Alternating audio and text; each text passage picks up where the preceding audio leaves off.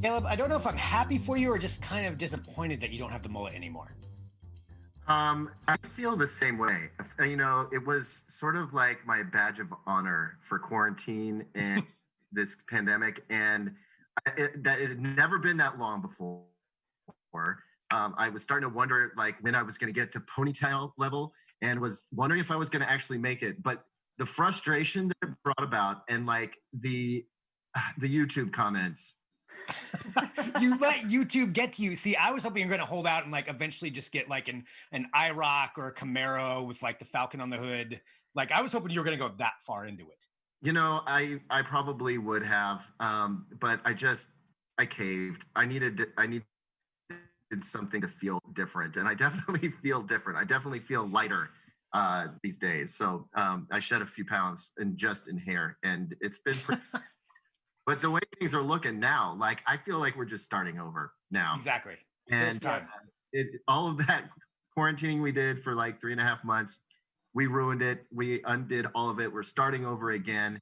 And so, as far as I know, I'm not going to get another haircut for another 4 months. So the hairdo will come back, and you'll get to enjoy watching that over Zoom, because that's pretty much the only way we get to see each other anymore. Exactly. Perfect segue. Hello, everyone. This is Trends with Benefits. This is our weekly Roundtable Tech podcast here at Digital Trends, where we take a trending tech topic, we analyze it, we give you some history of it, we talk about where we're at, and then talk about where we're going to be going in the future. We're broadcasting live on a number of different platforms too, so if you're watching on one of those, please join in the chat.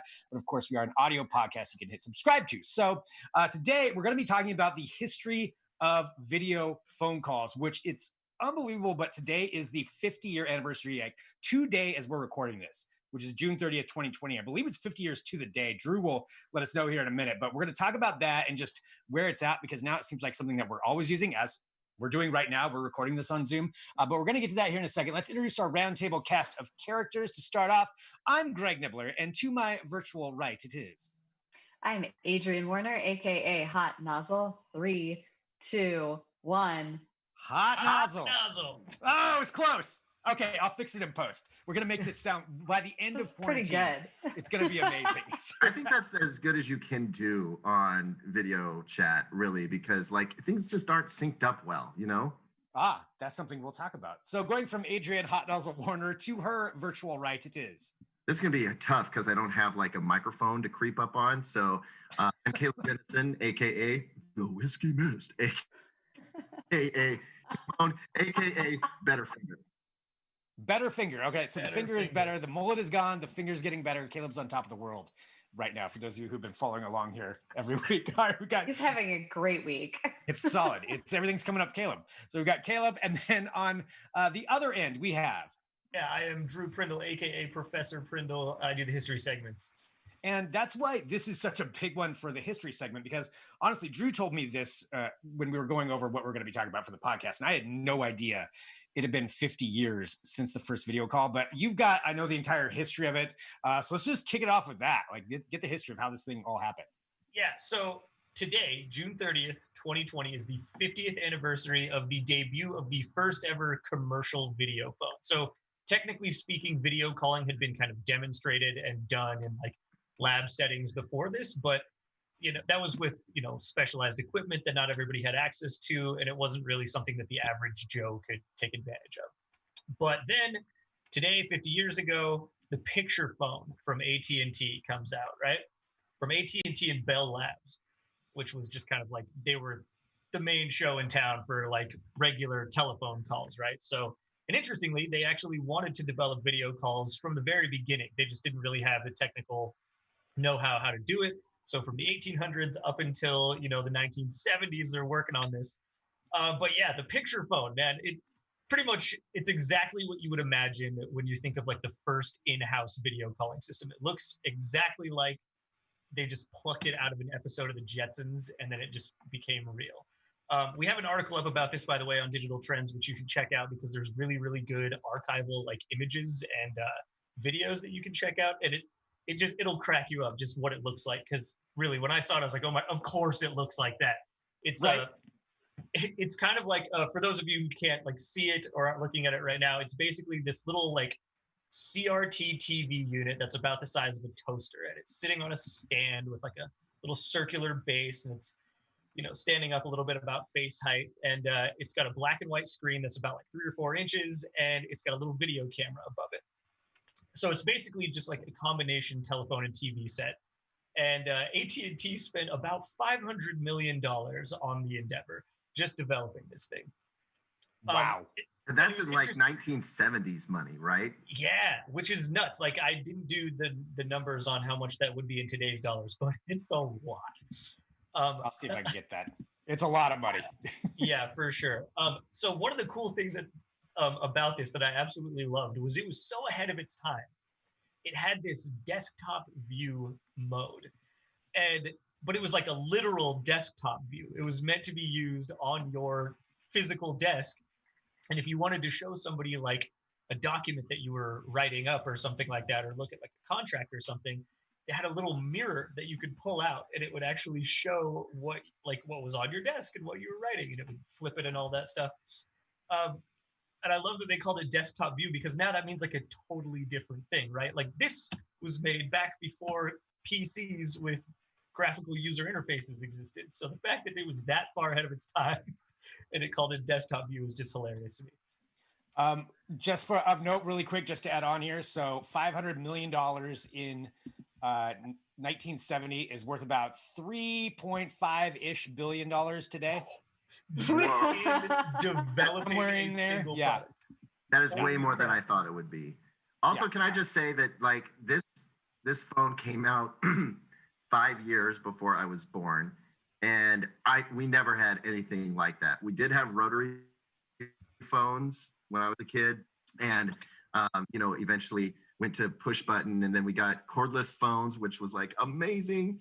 But never ever did I get to have a video phone. I feel like I saw some in expensive electronics stores, but like, whoever got these? That's just the thing. I'm glad you said that, because obviously these didn't really take off. So AT&T predicted, this debuted in 1970. They predicted that by 1975 there would be 50,000 of these picture phones in 25 cities around the U.S. And they thought that by 1980 there'd be like 1 million units sold. It was barely that. Within like the first 2 years, they sold like a dozen or so. And part of the reason was they were way too expensive. I did the conversion for this. In today's dollars, it would be about $1,000 to buy one of those. The first video calling system. So very much a thing that's like out of reach for a lot of people. Just like this. But if you think about how much an iPhone is, I guess that's true, and now that's like a normalized cost. But yeah, the other thing that held it back was the lack of kind of underlying infrastructure. We did not really have the means to, like, the bandwidth basically to send video signals to and fro in high fidelity, especially with voice on top of that, right?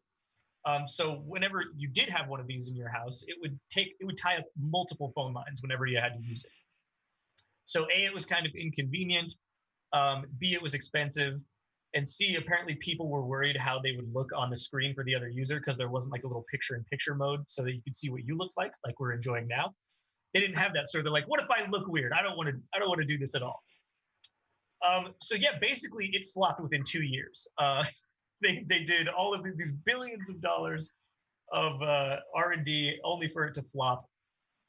And it took multiple decades for video calling to kind of resurface in any incarnation whatsoever. So like, it took us a long time because we had to build the infrastructure. We had to develop digital video compression algorithms and techniques and stuff like that, and just basically figure out how to squeeze video into all of these tubes that make up the internet and broadcast media and all of that. And that didn't really start happening until the late 80s, and we didn't start getting good at it until the 90s. And then the other thing was nobody really had like webcams and computers that had cameras built into them for the longest time. So it really wasn't until very recently, until the advent of mobile phones and laptops that had video cameras in them, that video calling was even a viable option for most people. And even then, most of us didn't use it. Skype's been around forever, and most of us are like, yeah, whatever, I'm still not going to use it. It doesn't actually add any benefit to like my life. I'm still just going to use a normal call. I don't want buggy, crappy video and garbled audio. And I find it very funny that really, video calling has been around for 50 years, but I'm going to say that we didn't really need it until coronavirus hit. Like that was when everybody was like, okay, the use case is here. Now that we all really can't like leave our houses and stuff, thank God we have video calling technology.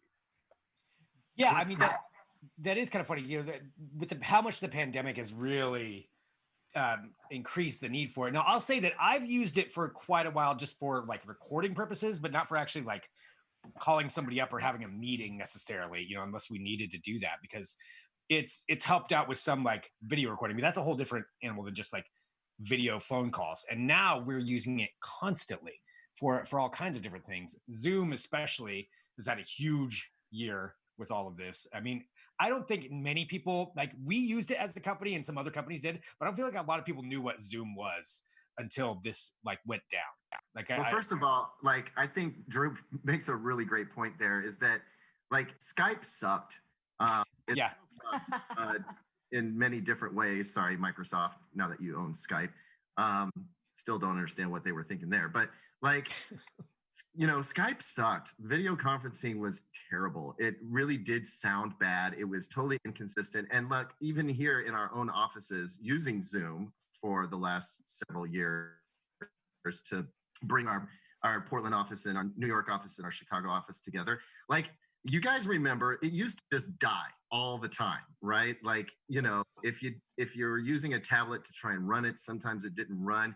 And often it was just more hassle than it was worth, most of the time. But then, I mean, you're absolutely right. Once, you know, we had to start sheltering in place, it's like we had to use it. And I feel like we started getting better with using it too.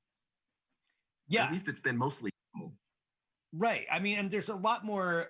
I mean, there's a lot of other ones that have been out there too. You know, when you think about it, because you're right, Skype still is. I don't know why they couldn't ever figure out Skype. I mean, I'm just, they update it sometimes, but man, it is still. And yeah, like you said earlier, you know, sorry Microsoft, but you know it. So because Skype would have been positioned perfectly during this thing if everything. Well, worked. I like that they like gave up on Skype and they were like, "How about Teams? This Right. integrates way better into our other software." Yeah, and that's when we start thinking about some of the different ways that people are utilizing it. Like, I guess going through some of the services, and then we'll talk about some of the ways that, you know, that people use it and why it is that it's changed, that we feel comfortable with it. But yeah, you've got Skype, you've got Microsoft Teams, you got Google Meet. Just looking through a list here, I mean, Facebook has video chat, and they've had it for a while as well. It's been around. Yep. Adobe Connect. I think a lot of people are using GoToMeeting as well. Like, I think that's a free one. So people are getting around it, and there's a lot of them out there. I mean, what is it that you think has gotten people more comfortable with video phone calls? Because I think it's got to be social media, I think, is what really changed it all. Is once people started putting up more videos, like YouTube, things like that, like going into that side of things, I feel like that's what got people more comfortable. Because going back to even what Drew said at the beginning, with people not wanting to, worried about how they look on the camera, that's probably, I mean, that would still be a concern if you couldn't see yourself back. But I feel like it's that kind of thing that really made people more comfortable with the idea of video phone calls. Yeah, I think you're definitely onto something there. Because like if you think about it, we've been posting to social media, we've been sending each other Snapchats. Like, just generally speaking, the average person is more photographed and videoed and just like viewable to the online world than they've ever been before. So I think the comfort level of just having your face on a video feed has definitely grown. And so I think people have kind of become more naturally accepting of the idea of being on a video call. And looking at it too, then, you know, go from that part being more comfortable, but then you got to think about FaceTime, which, me being an Android user, I haven't used FaceTime. But I realized that Android's kind of been behind a little bit on that curve, because FaceTime's been around for quite a while. And I got to ask, for the iPhone users, which maybe all three of you, I can't remember. Have you used FaceTime, and have you been doing it like for how long? I rarely use FaceTime until actually, yeah, like everybody else is jumping on these platforms, until recently. The first time I think I could use it, I can think of using it outside of like a family scenario is purely like, I used it to video conference my dog once from Mexico, but that's neither here nor there. but I think I used it to tour a house, and because it was like the very beginning of the lockdown, and I was looking at different places. I was looking at a place to potentially rent, and the best solution that they could come up with, besides like actually going to somebody's home and potentially, either bringing the virus in or catching it from somebody living there, is they said, well, we'll just call you from the house and then tour the rooms via FaceTime, and it worked really well. And that's a good example of using it. I mean, a good example for something like that. Something else that, going back to this, like talking about the pandemic style thing of how it is. Now, let me ask you this. We're talking about, how since the pandemic, and this is probably true for anybody out there watching, and if you have a different opinion, if you've been using this stuff constantly for a long time, you're probably the outlier. But now that we've gotten used to this, is this something like, say everything, in a month, which we know it's not going to happen, but say everything goes back to normal. We go back to the way things were before this and social distancing goes away. Will you still be using this? Have your habits changed enough to where video phone calls are going to be part of your life going forward? Or would you be able to transition back to the way we were before? I mean, I think from the standpoint of the workforce, that this is kind of here to stay. Whether people on their personal levels will transition away from it or not, I think remains to be seen. But a study recently came out, I believe from MIT, that said over half of the workforce in the U.S. is remote, and I think that is actually going to stay that way. Maybe not all of it. People are slowly going to be going back, obviously, but I think they've figured out the solution, and video chat is very, very much holistically a part of that. So I don't see it going away. Maybe decreasing a little bit if magically poof, we all went back tomorrow. Right. I mean, I see myself using it, honestly. I mean, it's as much as this, like during the pandemic, it sucked, like all the social distancing. I have connected with a lot of people I haven't talked to in a long time, just because we've been like, oh, let me call them up. We'll just have a video chat. And I never did that before this. And so I could definitely see that staying on board with, like, especially for people who live across the country or across the world, and utilizing it more. Caleb, what about you? Well, I mean, so I've noticed that, instead of us flying out to various locations to see new technology or taking briefings from big technology companies about their new products, that they have turned, I mean, we just saw it with Apple at WWDC, right? I've been experiencing those kinds of presentations from big manufacturers like Vizio and Samsung and LG. And I feel like this transition to like the video presentation is, it's not just caught on. And I hate to use this term, but it's become the new normal. And I don't think that we're going to go back. I think, if you can have just as effective a presentation virtually as you can in person, you're going to choose to do that because it's a much lower cost. It doesn't replace all kinds of, different personal interactions, to be sure, but we've been so comfortable with it as a tool that I think that we're going to continue using it as a tool. I also agree with Adrian. I don't think that the office workplace looks the same ever again. Even if we have vaccines for everything and people have been healthy for 5 to 10 years, I still think that things have changed. So for work and business, definitely, I think that we're going to be doing this for a long time. On a personal level, like I didn't really, I have an Android phone, and Google Duo sucks compared to FaceTime. No, yes, 100%. It's just awful. It's not integrated into the phone's OS. It's a separate app, and then you got to connect with people through it, and it's a pain, right? With FaceTime, it's like your contacts have FaceTime, and that's it. Unfortunately, I still have an old iPhone 8, and really out of just desperation to see my friends and have face-to-face conversations with them, we have turned to using FaceTime and doing these weekly catch-ups, which have been really nice. They've helped me feel a little bit more normal through all of this.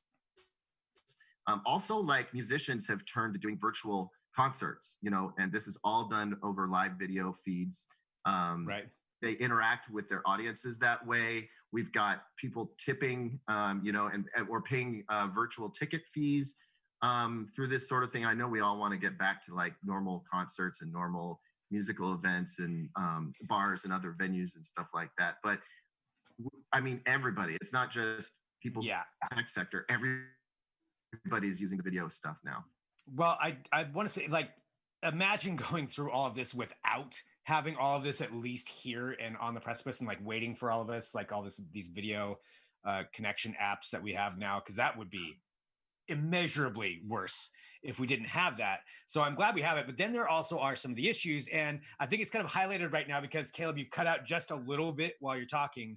And that highlights some of the still issues that we have, which are bandwidth and everything that goes along with that. Because even though we have really good internet connections, how many times do phone calls cut out, or even this when we're doing a broadcast? And it's like, what has to happen to change that? Is there any change to that, or do we have to wait until 5G gets here, and that's what's going to solve everything? Like, how do you see us solving some of these issues? Well, for me, I should probably not have walked like 200 feet away from the Wi-Fi access point I was using.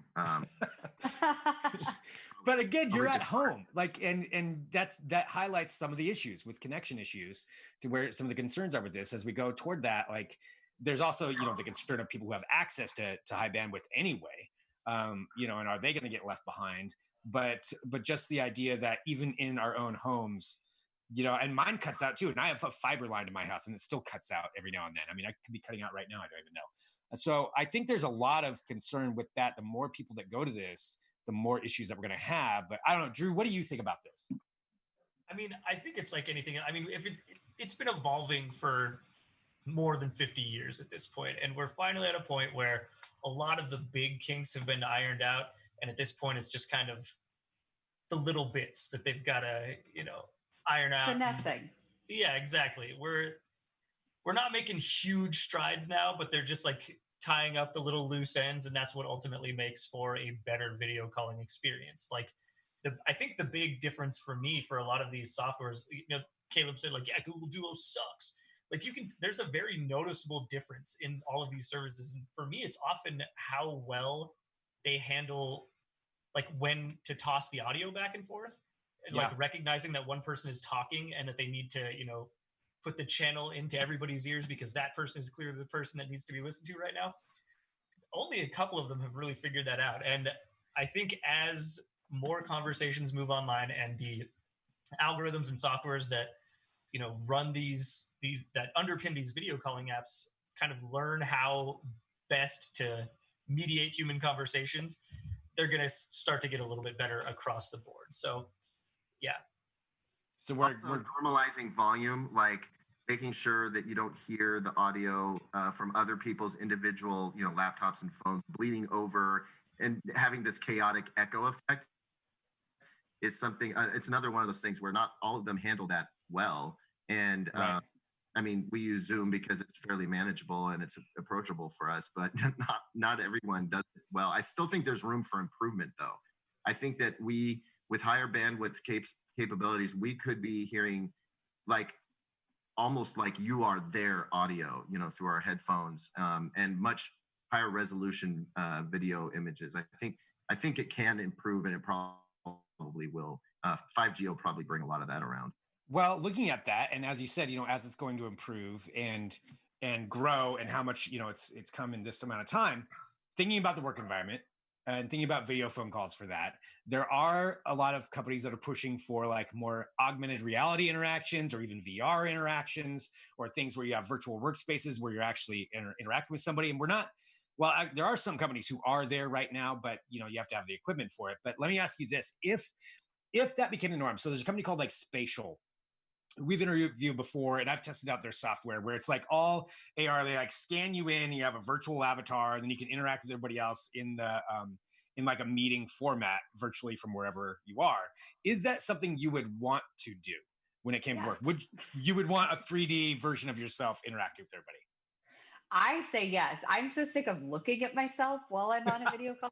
And like, there's definitely been studies done about what kind of like a psychological load that has, and like how self-conscious you get when you're staring at yourself. We're missing, through all of this development in video conferencing, we're really missing that human interaction of like brainstorming in a room together. And there's a lot of tools out there and like virtual whiteboards and stuff that help with that. But I think the closer you can get to that, the better. And like, whether it's just like some weird avatar, like putting sticky notes on the wall, I think it'll make a huge difference. I think it'd be fun. I think people would be into it.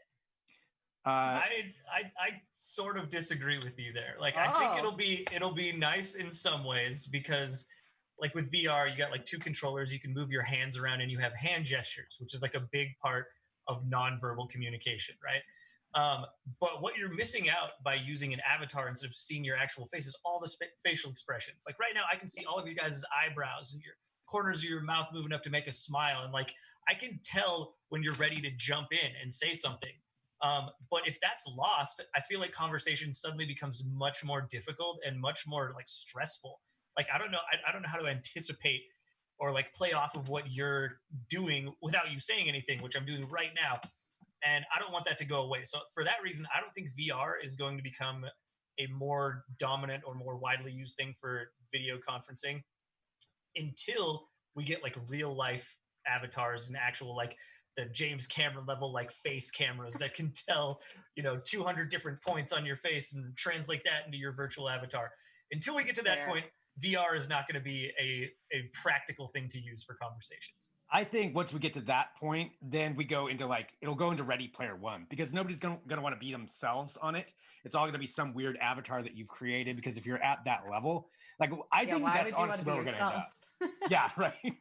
I think we are going to end up at Ready Player One level. I think that's going to happen. So I dare say that VR, let's say like VR in the 2010s, early Oculus stuff, I'm going to say that back then, that was where VR was.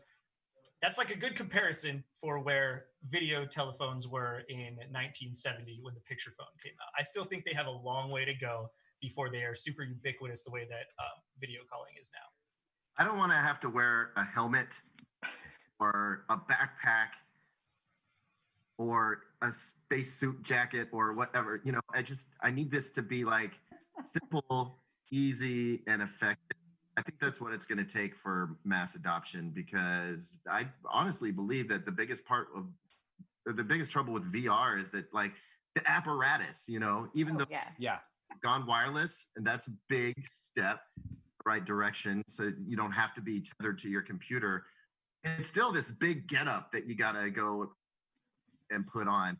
And I'm just not sure that that's any better than making sure that I like shaved and combed my hair that day, before I get on camera.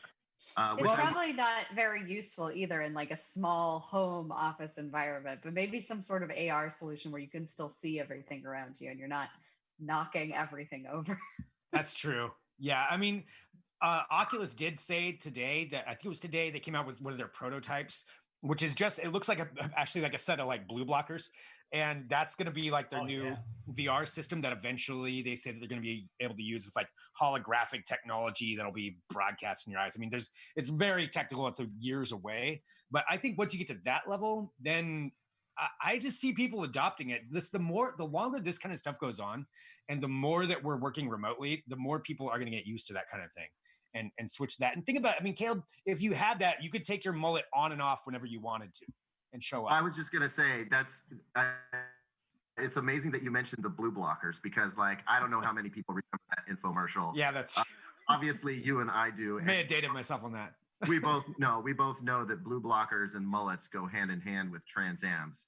So, I mean, really, we all just want to be freaking David Hasselhoff from Writer. That's really what we're moving towards here. Only in this case, instead of having, an artificially intelligent car, we have OLED screens on the inside. We just need White Snake playing. Yeah, exactly. White Snake at all times. Yeah. Well, there we go. We've solved that problem. So until we can have that, maybe we're not quite there yet. And I just realized we talked about this for a half hour. There's a lot to like cover in that, and just talk about, where video phone calls are. And I want to go back to what Drew said at the beginning, is that we have a great article up at Digital Trends that you can go and take a look at it. And it just kind of goes through the history of it. And that video of it, if you haven't seen it, is pretty entertaining. Just seeing them doing the first phone call as though it's like, Alexander Graham Bell or something like that. Like they have their conversation via these tiny little CRT screens. It's pretty entertaining just to think about where that is and where we are now. But again, check it all out, digitaltrends.com. And for everybody watching right now, hit subscribe to the audio podcast. That'd be great. If everybody goes there, hit subscribe to it, that we get all the episodes that we have, because every week it's something else that we cover and something different. And we try to give you the history, try to talk about it, try to think about where things are going. But we appreciate everybody who tunes in. So send us an email, podcast@digitaltrends.com. And that's it for this week. We'll be back next week with another episode.